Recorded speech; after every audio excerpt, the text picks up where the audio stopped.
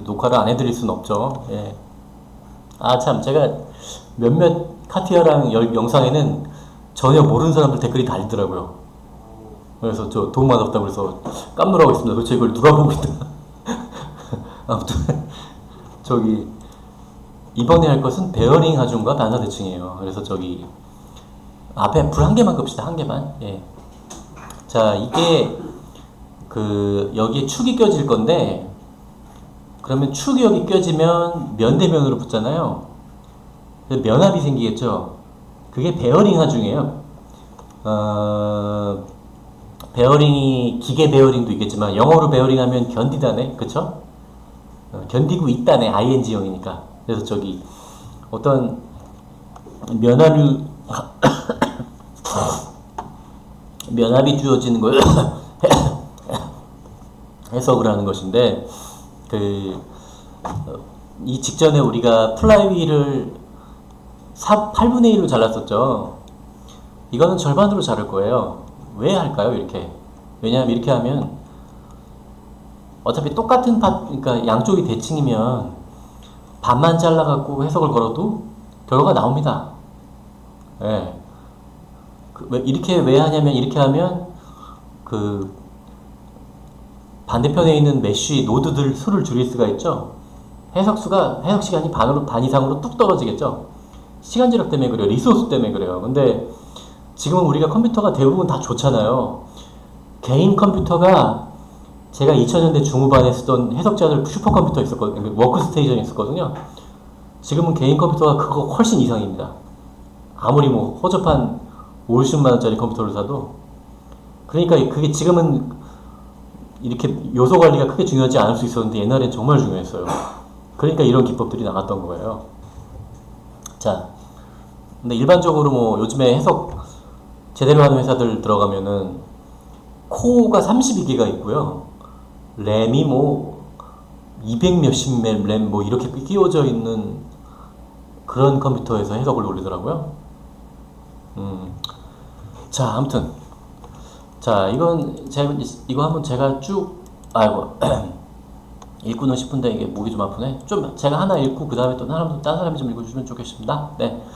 자, 샤프트 지지에는 축이 받는 하중을 지칭하죠. 지지대에 함께 축을 모델링하려면 접촉면에 커넥션 설정을 해줘야 됩니다. 예.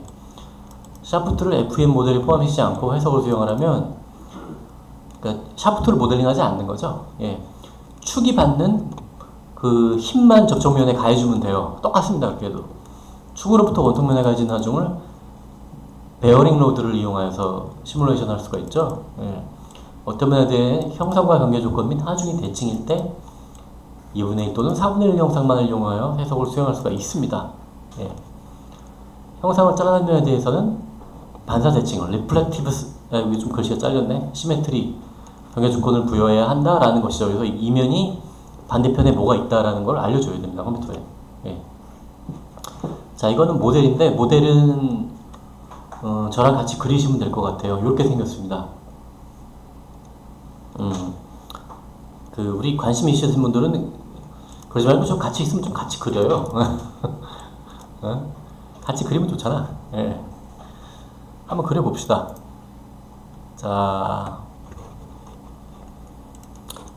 저부터 스케치를 해보겠습니다. 네.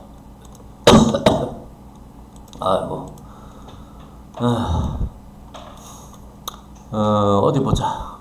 이렇게 생겼죠. PPT 있죠, 어태씨? 예, 그대로 좀 그려주세요.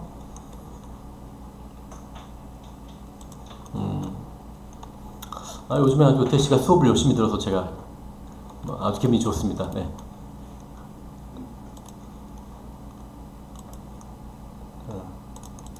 이게 여러분들이 제가 지금 해석을 한 500페이지를 만들어 가지고 왔잖아요. 엄청 고생한 거예요. 근데 이제 관심이 없으면 제가 얼마나 슬프겠습니까? 엉엉엉엉이죠?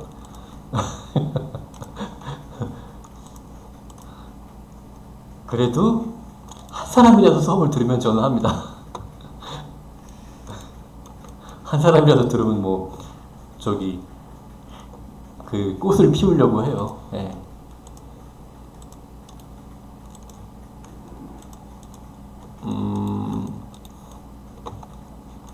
어디 보자. 이거는 이렇게 참조를 보내고 여기다가 인터섹션 포인트를 만들면 되겠네요. 이렇게 여기 높이가 60이고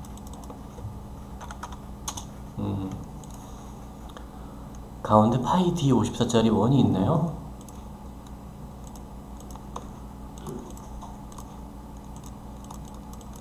음, 54짜리 원이 있고 바깥은 100이네. 이렇게 하면 이게 100짜리겠죠 아마. 100이 아니네? 아 참 이게 그렇군요. 이게 여기 구속이 돼 있어서 그런 거구나. 밑에다 줘야 되겠네. 예, 이거를 100으로 주면 되겠습니다. 띵.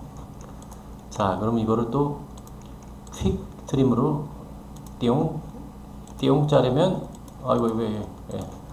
띠용 자르면 파트가 완성이 됐네요. 예, 됐습니다. 패드 높이는 40mm.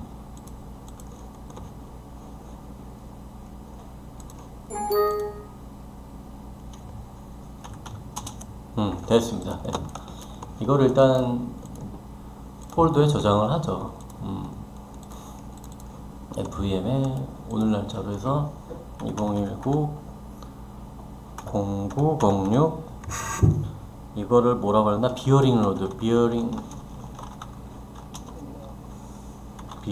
로드라는 폴더를 만들어서 비어링 로드라는 캡파트를 저장을 하면 되겠죠.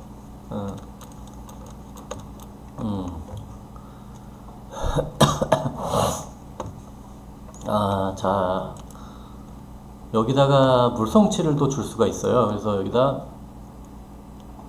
적용을 해봅시다. 여기다 메탈, 알루미늄을 줍시다. 땡겨서 넣어요. 근데 이제 산업에서 쓰는 것 치고 생으로 된 알루미늄을 쓰는 경우는 거의 없어요. 다 합금이죠, 합금. 얘 성질 바꿔줘야 돼요. 더블 클릭해서 여기서 애널리시스 들어갑니다. 이게 GDC45라는 알루미늄 합금인데 얘가 0값하고 뽀화성만 바꿔주면 돼요. 0값이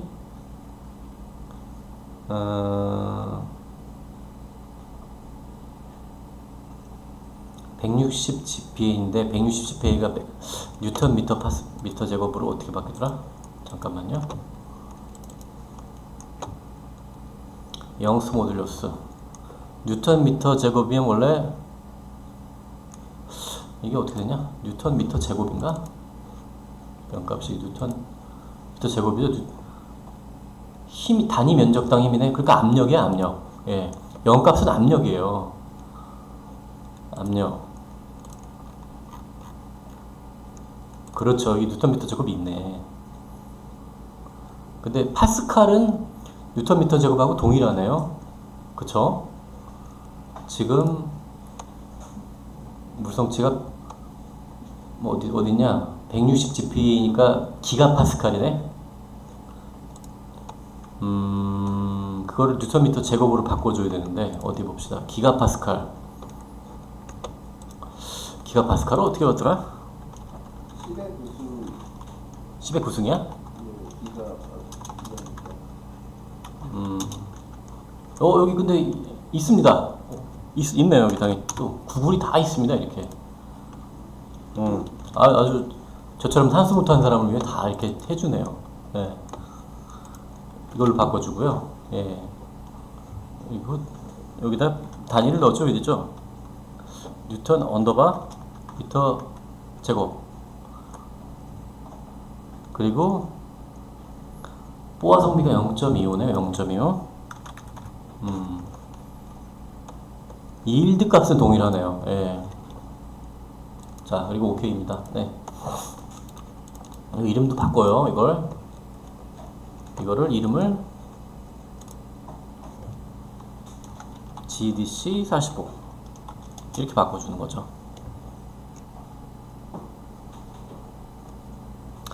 자, 됐나요? 예. 됐으면 이걸 반어를 똑 잘라 봅시다. 예.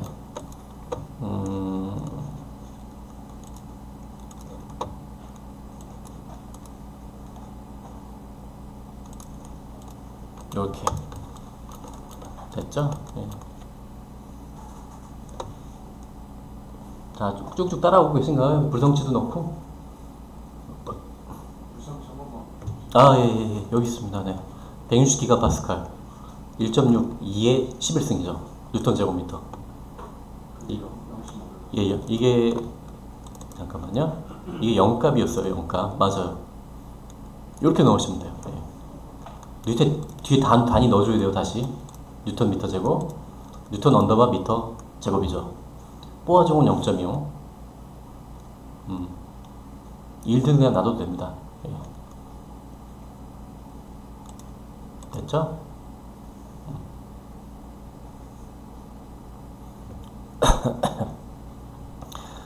자, 이제 여기까지 다들 왔죠? 태겸 씨도 됐어요? 종영 씨도 됐어? 그래, 그래. 아이고, 착해라, 다들.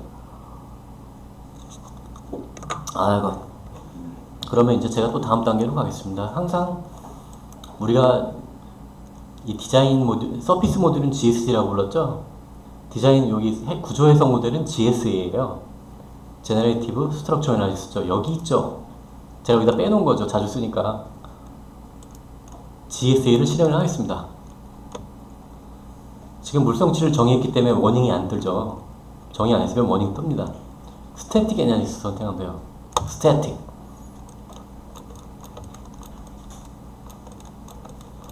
자, 또 되시면 또 진행할게요. 다들 됐나요?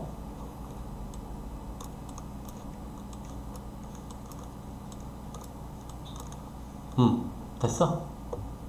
네, 그래요. 그러면 구속을 좀 해보겠습니다. 아이고, 이게 이 축은 어디 딱 고정되어 있는 걸로 하려고 하거든요. 그래서 바닥은 클램프로 묶겠습니다. 완전히 본드로 붙은 거죠. 어떤 자유도도 없죠. 여기 붙으면. 자, 그리고 이쪽은 반이 노드 수로 요소 수를 줄이려고 반으로 자른 거라 요쪽 면은 또 뭐냐, 거기에 타당한 그런 조건을 줘야 되겠죠. 일단은 유저 디파인, 여기 레스트레인치에 보면 유저 디파인 레스트레인치가 있어요. 이걸 눌러가지고 요 두 면을 같이 잡습니다. 잡는데 여기서는 절대축으로 한번 보면 이 면에 수직한 게 Y인 것 같네요. Y네, Y네. 예. 면에 수직한 게 절대축 보면 Y죠. Y만 이동을 일단 잡아줍시다. 자,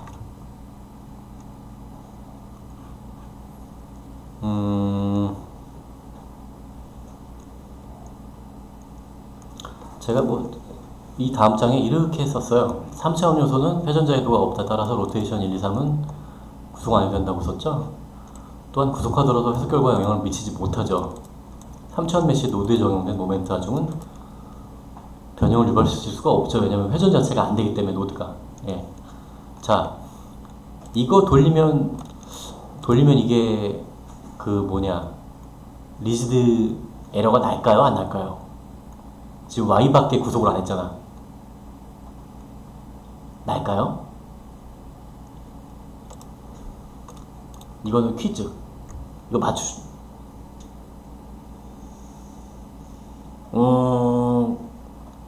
아무도 생각 없어요?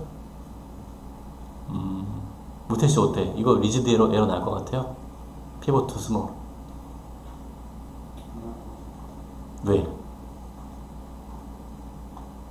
Y밖에 구속 안 했잖아. 왜?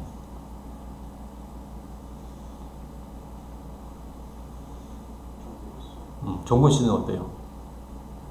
클램프된 면이 하나 있어가지고. 그렇지. 예, 그 얘기를 하지. 종근 씨가 말하는 게 정답이에요. 클램프가 모든 자유도를 다 구속해버리기 때문에 얘는 그 리지드 강체 운동을 못합니다. 예, 아시겠죠? 예. 한국 사람들은 알아도 조용히 있습니다. 원래 인도 사람들 같은 사람들은 다 얘기를 해요. 예, 그래가지고 백인들한테 인정을 받더라고요. 실력도 없는 것들이. 예. 자, 아무튼 이러다 인종차별 발언하네. 하지 말아야죠. 이거. 예, 이거 인종차별 발언이에요. 이거. 예. 자, 아무튼 저기 그러니까 뭐 걔네들이 우리보다 못났다는 게 아니라 그러니까 표현을 잘 해요. 한국 사람들은 일본보다는 좀 덜한데 우리는 튀지 말라고 교육받았잖아. 그쵸? 그래서 저기 잘난 체 하면 반에서 왕따 당하는 게 일상이었기 때문에 예, 대체로 한국 사람들도 답변을 안 합니다. 알면서도 일단은 자 Y만 잡았죠? 이건 일단 에러는 안 나요. 또 다음으로 가보겠습니다. 일단은 이제 여기다 축이 껴질 거니까 추가 면압이 발생하겠죠. 그래서 면압을 부여를 해야 돼요. 그게 어딨냐면 여기 잘못 잡았네. 여기 있어요. 여기 보면 디스트리뷰트 포스 옆에 보면 모멘트 옆에 보면 베어링 로드가 있어요. 이게 면압이에요. 면압. 이걸 찍어가지고 이 면을 잡으시면 돼요. 그런데 이거는 하중 방향은 Z 방향으로 1000N이고 앵글에는 120도 넣으시면 됩니다. 네, 지금 180도라고 그림에 잘못되어 있는데 120도예요. 어디 보자.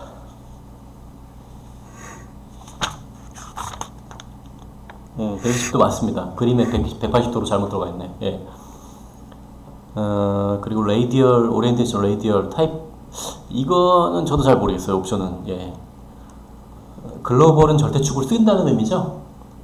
예. 마이너스 1000N이면 Z 방향으로 요 아래 축이 끼워졌지만 중력 방향으로 이쪽 방향으로 힘이 눌리는 거죠. 이 아래가 제일 면압을 많이 받겠네요. 자, 앵글 120도의 의미는 Z 방향에 대해서 약간 거기다가 이렇게 힘이 가해지는 방향을 앵글을 준 것 같네요.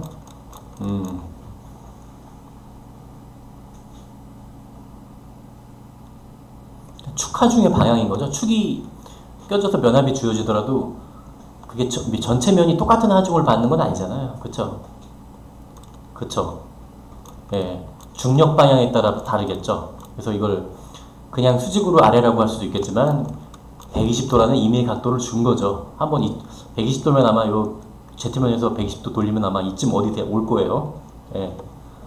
자, 그렇게 해서 이거를 OK를 눌러 줍니다. 예. 자, 그러면 하중 물성치 됐고 하중 좋고 구속 조건도 됐고 이제 한번 해석을 돌릴 수 있나 한번 볼까요? 모델 체커. 일단은 뭐 다 갖춰졌다고 하네요. 그래요. 그러면 이거를 일단은 저장을 합시다. 왜냐면 해석하다 에러가 나서 죽기도 하거든요. 저장을 해 주셔야 돼요. 그래서 이게 애널리시스 2죠. 애널리시스 2를 세이브 에즈를 해서 자기 컴퓨터에다 저장을 합시다. 예. 나는 비어링 로드 점 뒤에는 cat analysis죠. 이렇게 저장을 하겠습니다. 네. propagate 저장까지 하세요. 따라오세요. 저장들 하셨죠? 다 여기까지 왔나요?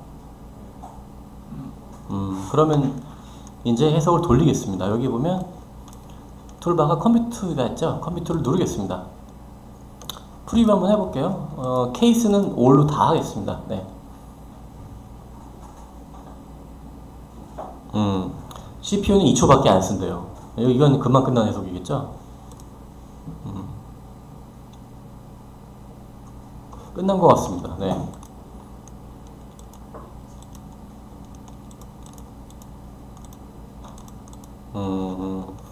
어디 본마이세스를 한번 눌러볼까요? 본마이세스. 와, 이쪽 방향으로 가장 많이 눌리네요. 요 아래 방향으로. 앰플리튜드를 한번 볼까요? 11932 만 몇 배를 줬네요. 거동을 한번 볼까요? 이렇게 눌려서 나가네.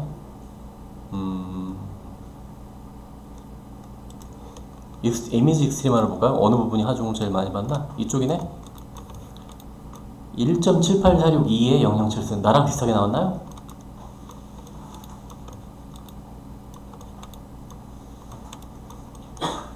다른가요?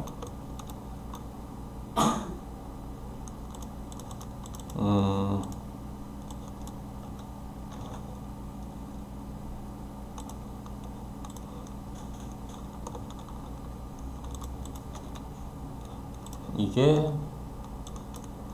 뉴턴미터 제곱을 빼고 뒤 놓고 이거를 실수로 바꾸면 되겠죠? 셀서시의 숫자 일십, 백, 천만, 십만, 백만 뉴턴미터 제곱이네. 이게 아까 우리가 가할 때 만 뉴턴인가가 있어요. 이거 1톤이에요, 1톤. 1톤짜리 하중으로 가지니까 가니까 이렇게 많이 나오는 거예요, 이게 지금. 그러면 이 파트는 파괴가 됐을까요, 안 됐을까요? 어떻게 확인해야 되죠? 여기 물성 있잖아요, 물성, 그쵸? 알루미늄의 1드 값을 보면 되겠죠? 9.5 어쩌고저쩌고 이쪽 있죠?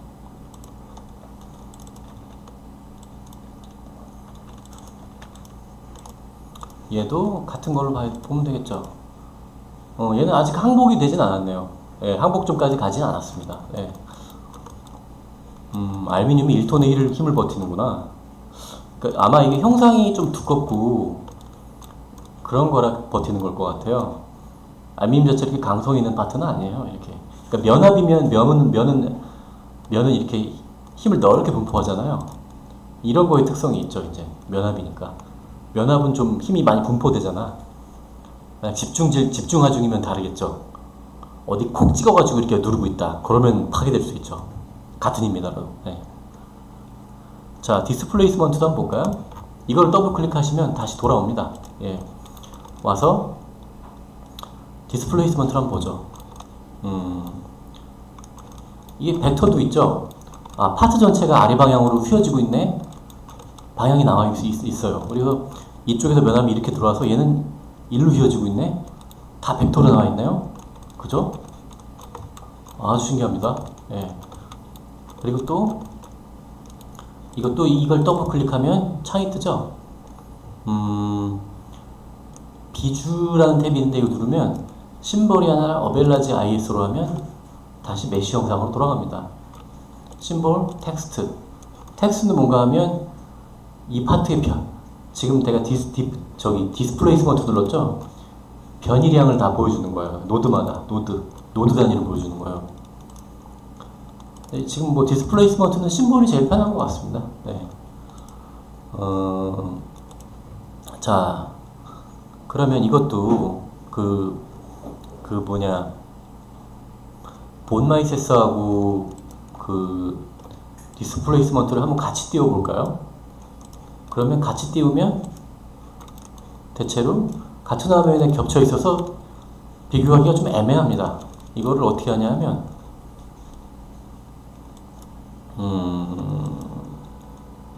이미지 레이아웃이 있는데 잠깐만요. 에너지스 툴인데 에너지스 툴이 어디 갔지? 여기 있다. 예. 에너지스 툴바에서 여기 이미지 레이아웃 눌러서 Y 방향 이쪽 옆 방향이죠? Y 방향 1500mm 떨어뜨리겠다. 예. 1500mm 너무 많네요. 예. 이미지 레이아웃을 500mm로 바꿔야 되겠습니다. 500mm. 그러니까 본마이세스하고 디스플레이스먼트가 같이 나오죠, 이렇게. 이거를 조금만 더 가까이 합시다. 너무 머네요, 이것도 한 200 정도만 띄웁시다. 200. 더 붙었죠? 이렇게 보면 같이 보기 좋죠. 이렇게 해가지고 어디 봅시다. 두 개를 같이 띄웠을 때는 같은 거동을 볼 수는 없네요. 예. 그냥 이렇게 보고 같이 놓고 볼 수만 있네요. 예. 여기 있는 각각의 벡터들에다 이렇게 갖다 대면 변이량이 나오네요. 마이너스 0.00562 이게 최종 변화량인가 보네. 오른쪽에 뜨는 게. 예. 이렇게 볼 수가 있죠. 자, 근데 이 해석은 이것만으로 끝내려고 한 게 아니었습니다. 다른 걸 또 하려고 했어요. 일단 10분 쉬고 하겠습니다. 네. 해보겠습니다. 네. 그 해석을 이렇게 한 가지 로드로 했다고 그래서 이 해석을 딱 그 하나의 한 가지만 할 수 있는 게 아니에요. 여기서 다양한 케이스를 많이 할 수 있어요. 일단 여기 스태틱 케이스, 우리가 지금 처음 했던 해석이 이거거든요. 스태틱 케이스 요놈. 우측 버튼 클릭하면 프로퍼티 있는데 이름을 좀 변경합시다. 스태틱 케이스 로드 일식 백천만 이런 식으로. 자, 우측에다 대고 프로퍼티 하면 이름 바꿀 수 있어요. 예, 10,000뉴턴짜리 케이스였던 거죠. 아이고. 자, 되셨죠? 됐으면 또 이번에는 인서트 가게 되면 여기 다양한 해석 케이스들을 넣을 수 있습니다. 근데 나는 스태틱 케이스를 하나 더 해보려고 그래요. 스태틱, 여기 인서트 스태틱 케이스 있죠? 제일 위에 거 누릅니다. 레이스트레인트 구속 조건은 기존에 있던 거 쓸 거예요. 레퍼런스로 하고, 로드는 새로운 하중을 줄 거니까 로드는 뉴고, 매스, 뭐 매스는 뭐 딱히 지금 부여하진 않을 건데 아무튼 뉴고 요렇게 하도록 합시다. 그래서 레스토레인트는 여기 기존에 있던 여기 구독 조건을 딱 클릭을 해줍시다. 기존에 있던 구독 조건에 레스토레인트 1을 클릭했죠. 오케이 합니다. 자, 그러면 어떻게 되냐면 밑에 스태틱 케이스가 하나 더 들어왔죠. 그리고 기존에 있던 거는 하이드 됐어요. 그쵸? 자, 스태틱 케이스 이거 새로 생긴 거를 우클릭해서 또 이름을 바꿔줍시다. 스태틱 케이스 로드 15,000 15,000입니다. 예.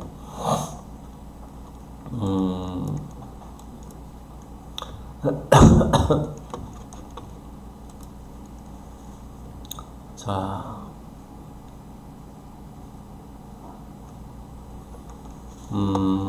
근데 뭐 아무것도 활성화되는 게 없네. 잠깐만요.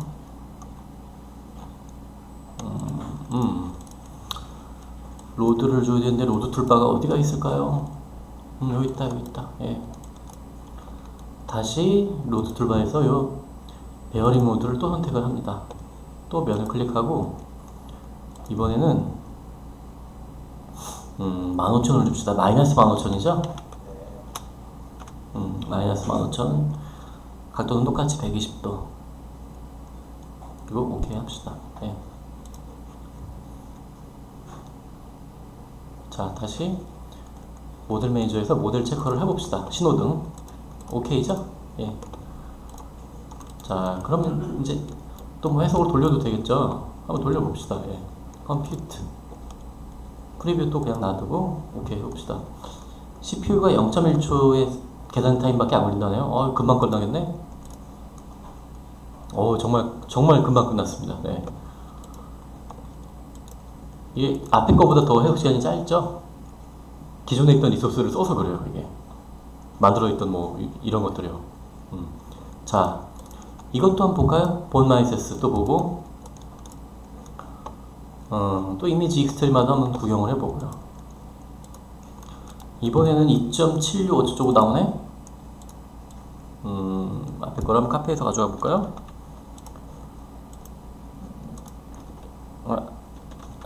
이러시죠.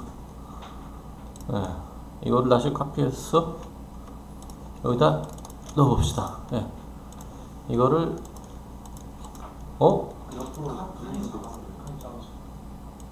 그래서 그런 거였구나. 예.